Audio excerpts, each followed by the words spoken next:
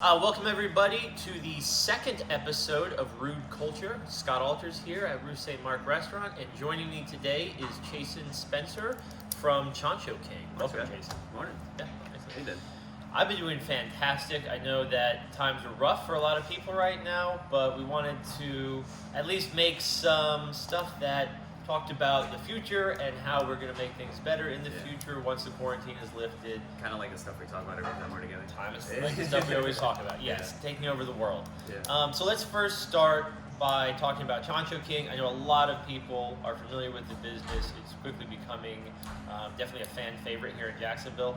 How long ago did Chancho King begin when you first started? Chancho King itself started almost a year ago. Okay. We actually started with the idea just before Marie and I got married, playing around with it and figuring out like what is going to be how we're going to do it. We knew that it wanted to be a sandwich always. Like we were like, all right, we have to do a sandwich. Have to do these three things. When we were living in Ecuador for about 7 months, there's a sandwich place that we go to that literally they do almost the same thing. Like we tried to make our best representation of it, and they've been around since Marie's grandfather was a kid. So we were like, that's something that we wish we could do. So that was kind of where we based it off of, and then went from there. Excellent. Yeah. And anybody that's traveled to Latin America, South America, Central America knows that the roast pork sandwich is held in very high regard. Oh yeah. So I your think wife each country Maria, has a version, right? yeah, I think they do. So your wife Maria is Ecuadorian. Yep. A lot of her family still lives there in Ecuador. And then so you've traveled back and forth a couple times, and you lived there. You said 7 months. Yeah, it was roughly about 7. We went in and out. We did Bolivia for about 2.5 months or 2 months, and then we also went to Peru for a little bit just to kind of like see it as much as we could. Tried to work a little bit, and then the majority of it was in Ecuador, like being with their grandma, learning in the kitchen there, and figuring out their recipes. And once you taste those flavors, you can't forget them. No. I mean, they're powerful. They're specific. Yeah. They're very hard to recreate outside. Especially when you do it in front of them, too. Yeah. They tell you they're always doing it wrong no matter what. There's nothing like an elderly Latina woman telling you you're not good enough. I love it. I love really drive you to do better. Yeah, exactly. Okay, so starting out, both you and Maria are professionally trained chefs. Worked in the industry, worked in some great restaurants, and came up with this dream to start your Ecuadorian style restaurant with a roast pork sandwich as a centerpiece. I mean, see where it kind of goes.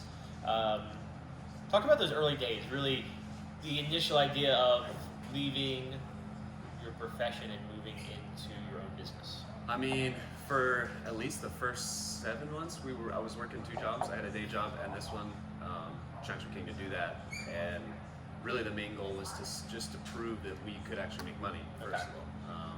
Which, I mean, surprising from the start, we always had. And I was like, all right, well, let's set a goal of, all right, I need to make at least what I'm making at my day job, plus some, so we can kind of cover that, because that's what we were doing. And quickly found out I could do that too.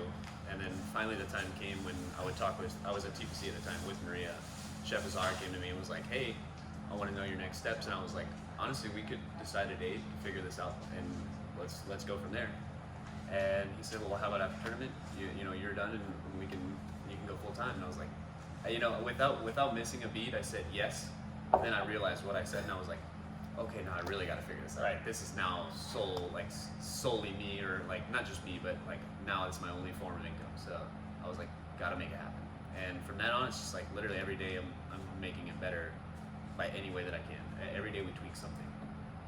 And the reason I bring it up is it's an important thing. Anybody that's gone on to achieve anything has, especially early on in the process, a few defining moments where knowingly or unknowingly they made a big decision, and then they kind of had to live with that decision, and you adjust and adapt after that decision. Well, I mean, this pandemic has definitely made it crazy. That actually, ironically, the day that I decided, like the day that I went self-employed, was the day that they basically announced coronavirus was happening in the state of Florida, and everything shut down. I think the day after the NBA announced that they were closing, I went self-employed, and I was like, okay, now I really got to figure this out. But like you said, it forces you to figure it out from that point, and you start learning so much more about yourself and what you're capable of doing just because you have to, not because you want to. Right. I agree 110%. Fortunately for Chancho King, the way that the young business started out, a to-go style food was really the business model. Yeah. So there wasn't too much adjusting to that. And everything we've done, we've tried to keep that in mind, where we want to keep it like be able to pop up in every place and be around. Like if we have a central location, it would be just to help us go out further and reach more people. Because I think it's important to try and like get people to try everything, and they have to have that variety. So if we can be everywhere, we're going to be, and that takeout just worked out perfectly. We had to adjust a little bit on like how we're actually serving the sandwich, because I'm so used to literally just like putting the sandwich together and handing it to you and you eat it in front of me. Right. But now it's a little bit different where I have to wrap it, but I have to make sure that by the time they get home, it's still the same sandwich that I just handed them. Correct. In front of me. That is the challenge of it. It's very hard. So what locations are you at currently? Currently at Vagabond, 6 days a week. Okay. We do lunch and dinner on the weekends. And then we just started to kind of integrate back into doing pop-ups outside of there. At first we were both a little worried, wanted to keep each other safe, keep the people in Vagabond safe, so we didn't go out at all. But then now I'm like, all right, I think we're a bit safer. So, and we have a better grasp on how to handle things. So we're going to do Art Wolf next week. We got Beer 30 this weekend, doing keg and coin, like going back to our normal places that we used to, just to get the regulars that we had before, kind of feed them again and get them to come out a little bit and be more social. But And we're seeing that. We're seeing that. Yeah, we are.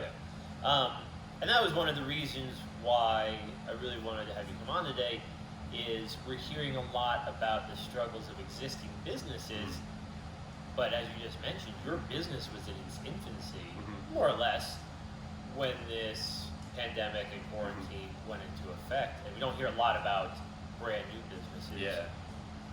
But there's a lot of opportunity for you out there. I think so, and I think if you really believe in your product and you really believe in taking care of people, then you still will thrive, because they'll realize that and they'll realize you want to help them. We've literally rethought everything that we do just because we're trying to figure out how we can help people more, because that's what people need right now. Like there's a lot of people that can't eat, so we're like, okay, food's cheap, we can give away, we can help out. It doesn't hurt that your sandwich is damn delicious. I love good food, man. I know. They- And the hot sauces. If you haven't tried Chancho King's hot sauces, you're missing out, because they're just a notch above all the other hot sauces you've had. I think one of the guys at Vagabond the other day, he put it in perspective. He's like, I had never thought about thyme as an ingredient until I met you. Yeah. And he's like, you use thyme like you would salt. And I was like, because it makes sense. Like, if you have the time, use it. Because not thyme like the herb, but thyme like thyme. I think we all have very little. Yeah. So let's roll that into then kind of business values of when opening Rue Saint-Marc, defining clear business values in the sense of how we as a business were going to interact with our community. It was very important to me, and I'm glad that I did that, because it's been a kind of a guidance for decision making, where we don't just think about this month's bottom line, but it's these actions we're taking, what is the impact it's going to have on the larger San Marco community locally here, or just a larger Jacksonville food community. So what are some of those for Chancho King, you and Maria? We think that, and like that kind of goes ingrained with how we believe in cooking. You know, I think the community around you is the people that make you succeed, because you can't have someone new every single day. It's the people that come back, that love you, that spread their word for you. Yep. That's what's going to make you successful. And we literally strive for everything that every time someone gets a sandwich, even if they've had 100 sandwiches, I don't know who has, but people like, sometimes people get a lot of sandwiches. I still ask them every time, what do you think? What can I do better? What do you like? Is there anything wrong?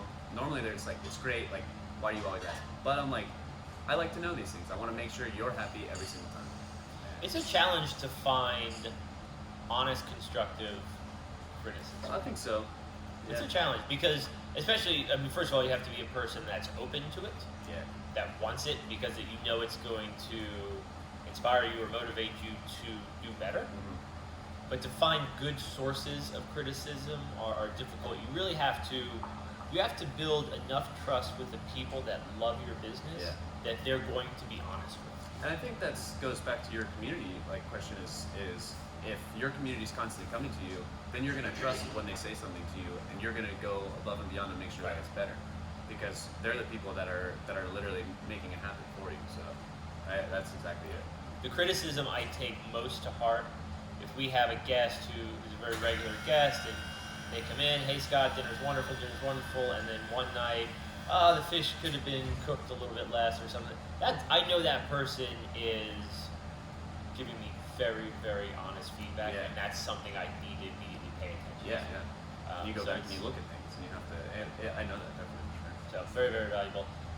Okay, a couple, just because this is always fun, successes and failures. What are some big successes you've had with Chancho Kings for so far, and then give us a really ugly story, because I love those. Ugly story. I'm gonna think about that one. Okay. Successes. I think we have little successes every day. There's a bunch of little wars. I think on both sides. We have failures every day. We have successes every day. I try and our slogan is always team make it happen. So like we don't really have a failure. We literally figure it out. Right. But some successes are like really seeing gratification of people, getting like watching somebody really like crave our food. They're like, I literally woke up this morning thinking about your sandwich. That Huge. alone is huge. Yeah. But a big failure of ours, the weather in Florida can be a real fickle thing.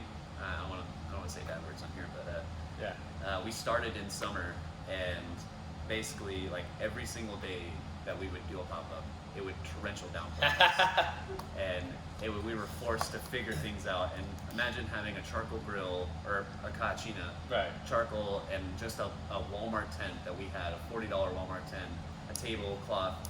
Everything is paper products. Nothing's really plastic at this point, and we would just get soaked every single day. Fantastic. And, That is fantastic. And figure it out. Like we were like, all right, I still have to serve sandwiches because I bought all this food, so let's figure it out. The ingenuity that leads to the strength in your character that builds. You cannot pay a school to teach you that. No, you not have at to all. be under a cheap tent in a rainstorm trying to sell sandwiches to learn those lessons. I really There's think no you other do. way. And when you tell other people about it, they're like, oh wow, that's crazy, but they can't. They don't grasp that. Like, I'm afraid that my tent's gonna fly away while I'm making a sandwich. Yep. That's a fear of mine. I don't know why it's a fear, but I'm afraid that it will happen. That's fantastic. Yeah, those are the stories I like to hear, because I don't think, and this will segue into my last question about Chancho King, but I don't think when people are envisioning their dream, it's very much through rose-colored glasses, and you don't anticipate the crazy things that more than likely will happen. Yeah. So I know a lot of people that, especially chefs, they always plan for the worst first.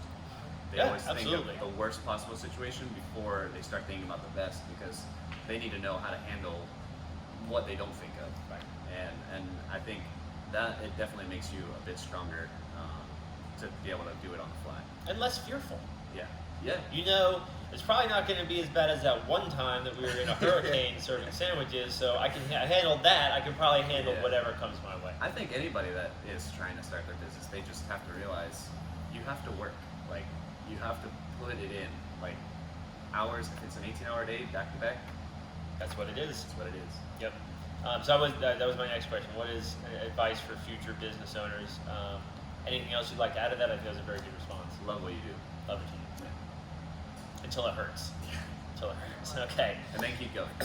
All right, so we're going to segue this into another topic of conversation that Chason and I discuss fairly regularly, and that is Jacksonville's local food community, the producers, the harvesters, the people that are growing food here locally, expanded out somewhat regionally. Yeah. I mean, I think You could say 100 miles easily, because I love some products in Georgia, and I love some products in South Florida, which is farther, but we stumbled on, fortunately, right before the beginning of this year, we stumbled on Hunter Cattle Company just outside of Savannah. 100% grass-fed.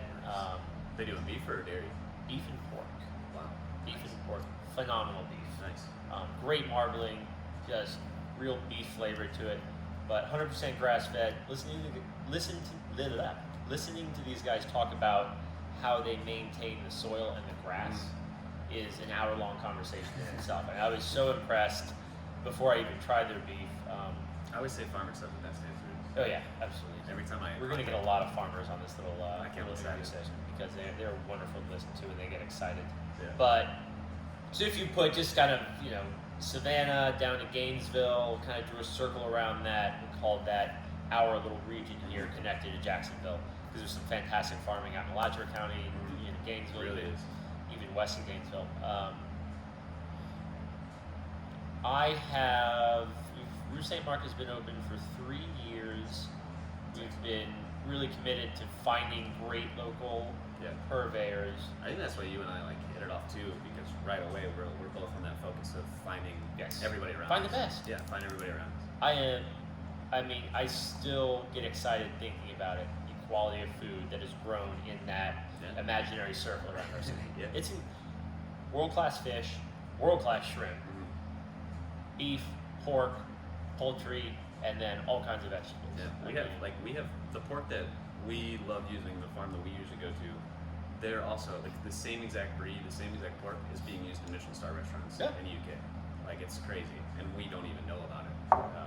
Very little coverage of the extremely high quality food being produced right where we live. Very strong lack of coverage on that. That's I hope that through this kind of interview series we can bring a little more light to it, and I hope other people pick it up and because we need more awareness. I think that's a big.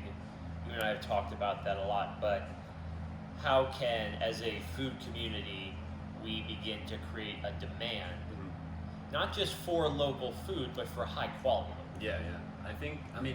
It comes down to, it really, I hate to put the burden on us, but it does come down to a little bit of us teaching, and that's getting people comfortable with your food, and you already do it, but other chefs around have to already buy local good product, cook good food with it, make people trust them with that good local food, and then they're going to try and find out where that's coming from. And then we say, hey, this is where this is coming from. Hey, this is where this is coming from. You can also buy this product, and then or find out where you can get it. Maria and I, we have a CSA program with Urban Folk Farm that we get every 2 weeks, and it literally comes down to $25 a week, and it's beautiful vegetables that last us about 10 days. And I can't even praise it high enough because it's so good. And it's so fresh. And the value's there. The monetary value's there. They're not more expensive. Not at all. I think one thing I've been thinking about when organic food first came on the market into supermarkets, I think there's a lot of hype behind it. It's a great thing. A big supporter of organic farming. I think the way it was marketed in supermarkets, where you had an organic product that was still had sat in a container for coming from Mexico or Guatemala or came from California on a truck for 2 weeks. The quality of that organic product had deteriorated. Then you have this tomato that costs $6 next to a $1.50 tomato. You go to Publix right now. I would rather buy the tomato grown in Florida.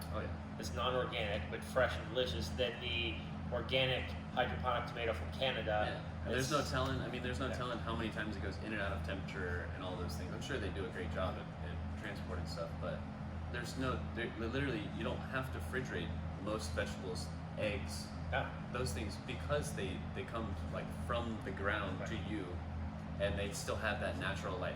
Even the farmers tell me, don't wash your products until you're about to use them because they stay longer. There's some sort of natural protecting on them that keeps it from doing that. I love that. They haven't been waxed. They haven't been coated anything like that. But I do think, unfortunately, I think we'll get past it and things will become very good. But I think the cost of the organic food movement left a little bit of a bad taste in the consumer's mouth. Well, that being so expensive, and people thinking that local stuff, being organic as it is, also being expensive, which is not as.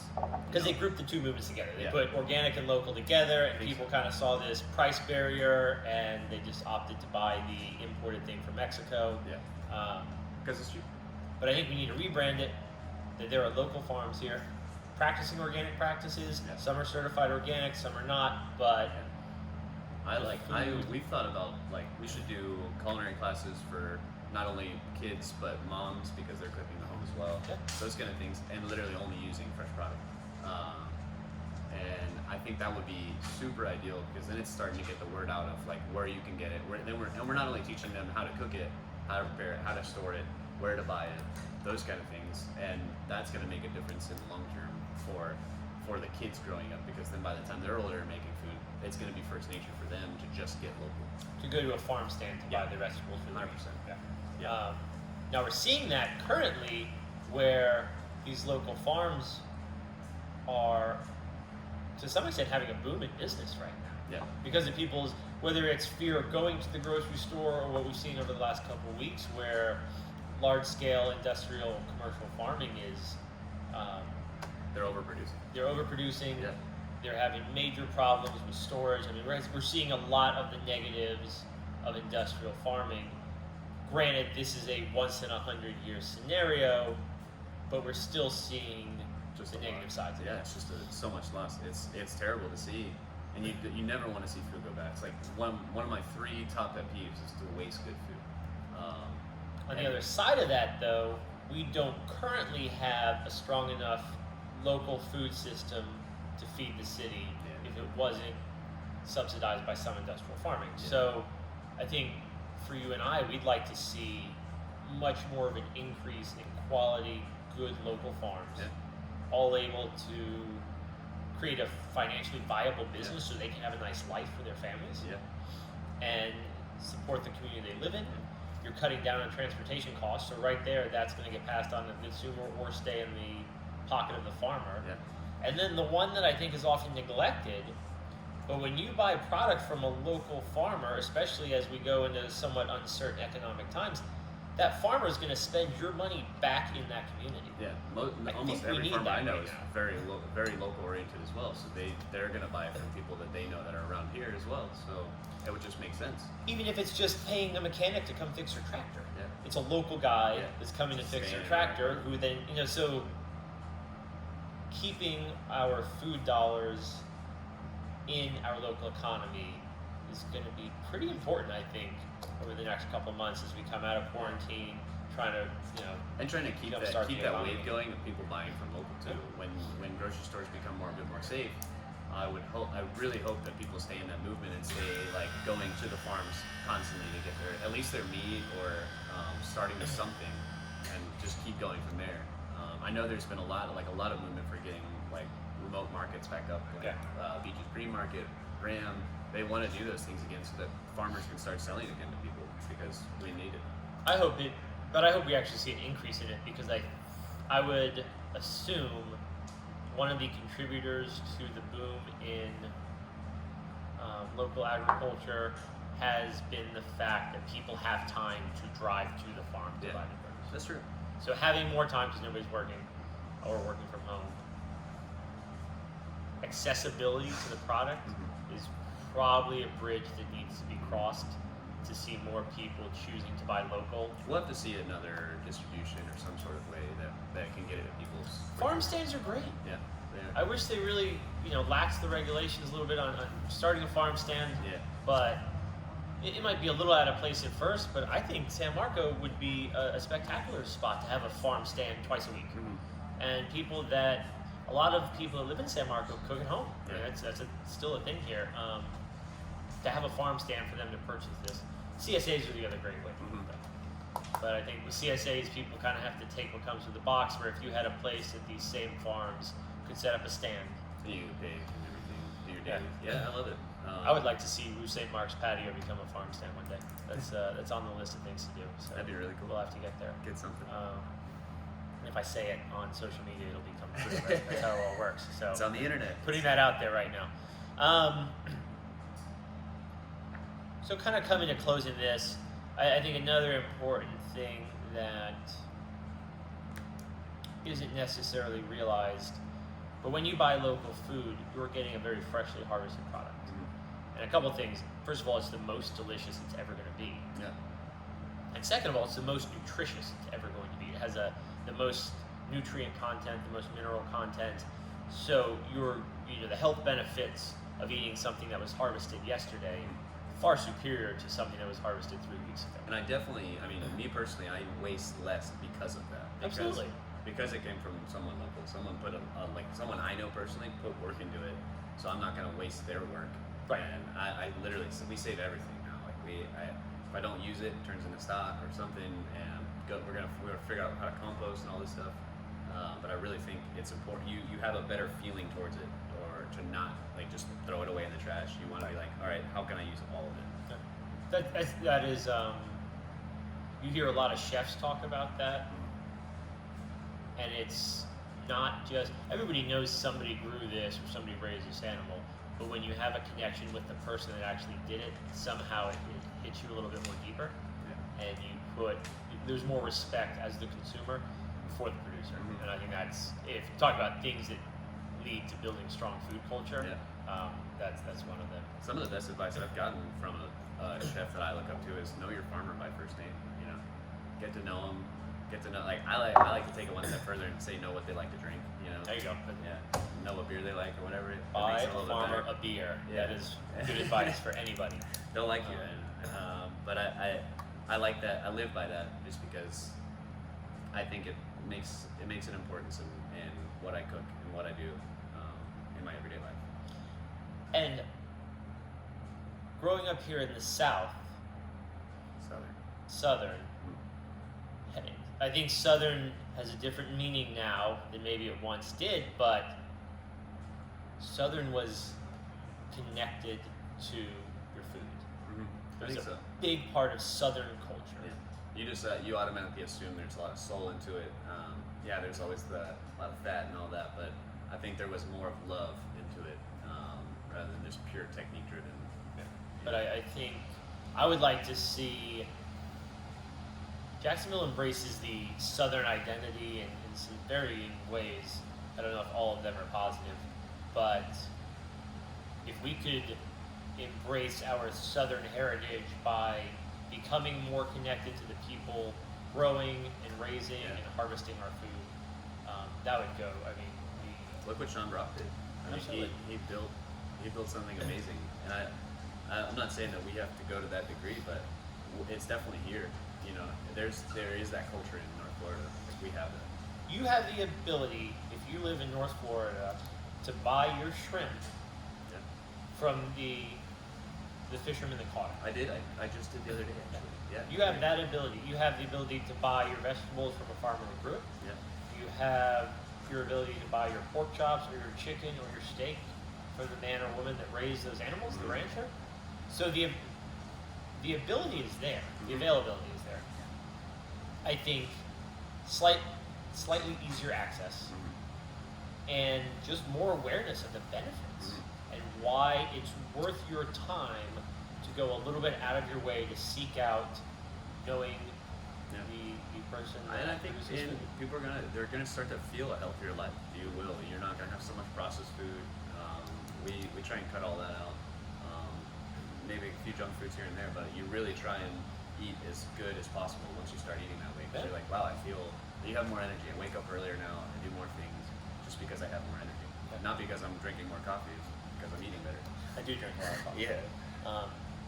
Yeah. I think I just hope coming out of this quarantine, coming out of the pandemic, once some of the initial chaos starts to settle,